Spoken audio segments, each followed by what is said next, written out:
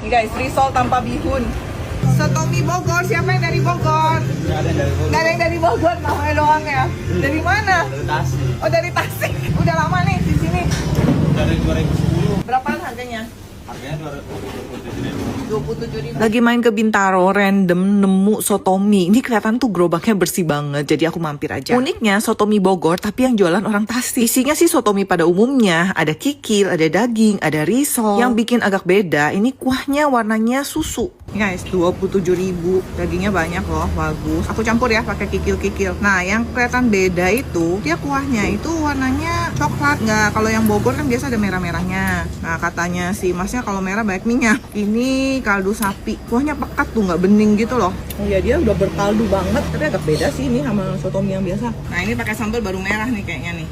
Oh, pakai sambal jadi agak beda harumnya. Nah, pakai sambal ya. Udah pedas-pedasnya gitu. Nah, lihat. Dagingnya bagus ya. Dagingnya bukan tipe yang minyak-minyak gitu loh. Terus dia udah direbus, udah dibumbuin. Kikil. Kikilnya empuk. Ini kayak perpaduan sotomi sama sop sapi.